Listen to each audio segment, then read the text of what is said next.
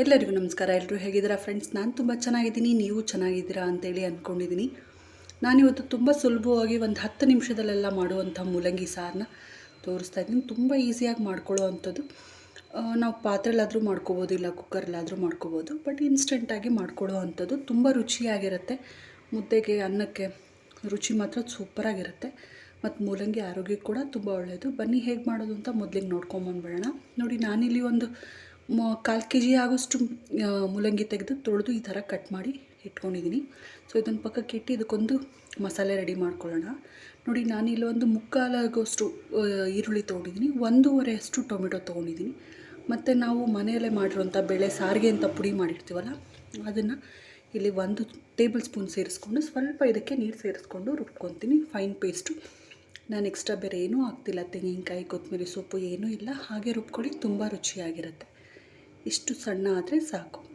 ನೋಡಿ, ಇಲ್ಲಿ ನಾನೊಂದು ಬಾಣಲೆಗೆ 1 ಟೇಬಲ್ ಸ್ಪೂನಷ್ಟು ಎಣ್ಣೆ ಹಾಕಿ ರೆಡಿ ಮಾಡಿಟ್ಟಿದ್ದೆ. ಅದಕ್ಕೆ ಸ್ವಲ್ಪ ಸಾಸಿವೆ, ಒಣಮೆಣ್ಸಿನ್ಕಾಯಿ, ಕರ್ಬೇವಿನ ಸೊಪ್ಪು ಮತ್ತು ಇಂಗು ಹಾಕಿ, ಜೊತೆಗೆ ಈರುಳ್ಳಿನೂ ಹಾಕಿ ಹುರ್ಕೊಳ್ಳೋಣ. ಒಂದು ಸ್ವಲ್ಪ ಅಂದರೆ 3/4 ಭಾಗ ನಾನು ಈರುಳ್ಳಿನ ರುಬ್ಬೋದಕ್ಕೆ ಹಾಕಿದೆ. ಇನ್ನೊಂದು 1/4 ಭಾಗ ಉಳಿಸ್ಕೊಂಡಿದ್ದಲ್ಲ, ಅದನ್ನು ಇದ್ರ ಜೊತೆಯಲ್ಲೇ ಸೇರಿಸ್ಕೊಂಡು ಹುರ್ಕೊತಾ ಇದ್ದೀನಿ. ಈರುಳ್ಳಿ ಸ್ವಲ್ಪ ಚೆನ್ನಾಗಿ ಬಾಡಿದ್ಮೇಲೆ, ಅಂದರೆ ಒಳ್ಳೆ ಘಮ ಬರುತ್ತಲ್ಲ, ಆ ಟೈಮಲ್ಲಿ ನಾನು ಮೊದಲೇ ಬೇಯಿಸಿ ಇಟ್ಕೊಂಡಂಥ ಬೇಳೆ ಕಟ್ಟನ್ನು ಇದ್ರ ಜೊತೆಯಲ್ಲೇ ಸೇರಿಸ್ಕೊತಾ ಇದ್ದೀನಿ. ಇದು ಸಪ್ರೇಟಾಗಿ ಕುಗ್ಸಿರೋದ್ರಿಂದ ಬೇಗ ಆಗುತ್ತೆ ಸಾರು ಕೂಡ. ಬೇಳೆ ಕೂಗೋದಕ್ಕೆ ಬೇಯಿಸಿಟ್ಟಿದ್ದೆ ತುಂಬ ಸಾಫ್ಟಾಗಿ. ಅದ್ರ ಜೊತೆಗೆ ನಾನು ಮೂಲಂಗಿ ಸ್ವಲ್ಪ ಒಂದು 4ರಿಂದ 5 ಹುರುಳಿಕಾಯಿ ಅಂದ್ಕೊಳ್ಳಿ, ಅದನ್ನು ಹಾಕಿದ್ರೆ ರುಚಿ ಇರುತ್ತೆ, ಸಾಕಾಗುತ್ತೆ. ಅದನ್ನು ಕೂಡ ಇದ್ರ ಜೊತೆನ ಸೇರಿಸಿ ಸ್ವಲ್ಪ ಉಪ್ಪು ಹಾಕಿ ಇದನ್ನು ಮೊದಲಿಗೆ ಬೇಯೋದಕ್ಕೆ ಬಿಡೋಣ. ಒಂದು ಕುದಿ ಬರ್ತಾ ಇದೆ ಅನ್ನೋ ಹಾಗೆ ಅಲ್ಲಿವರೆಗೂ ಸಾಕು. ಮೊದಲೇ ರುಬ್ಬಿಟ್ಕೊಂಡಿರ್ತೀವಲ್ಲ, ಆ ಮಸಾಲೆ ಹಾಕೋಕ್ಕೆ ಸರಿ ಹೋಗುತ್ತೆ. ಈಗ ಉಪ್ಪು ಹಾಕಿರೋದ್ರಿಂದ ತಿರುಗಿಸ್ಬಿಟ್ಟು ಒಂದು ಕುದಿ ಬರೋದವರೆಗೂ ಬಿಡೋಣ. ನೋಡಿ, ಈ ಥರ ಕುದೀತಾ ಇದೆಯಲ್ಲ, ಇವಾಗ ನಾವು ರುಬ್ಬಿರುವಂಥ ಖಾರ ಏನಿರುತ್ತಲ್ಲ ಅದನ್ನು ಹಾಕಿ ಬೇಕಾಗುವಷ್ಟು ನೀರನ್ನ ಕೂಡ ಸೇರಿಸಿ ಕುದಿಯೋದಕ್ಕೆ ಬಿಟ್ಟರೆ ಆಯಿತು. ನೋಡಿ, ಒಂದು ಸರಿ ತಿರುಗಿಸ್ಕೊಳ್ಳೋಣ. ಈಗ ಆಲ್ರೆಡಿ ಉಪ್ಪು ಎಲ್ಲ ಹಾಕಿರೋದ್ರಿಂದ ಮತ್ತೆ ಹಾಕೋ ಅವಶ್ಯಕತೆ ಏನೂ ಇರೋದಿಲ್ಲ.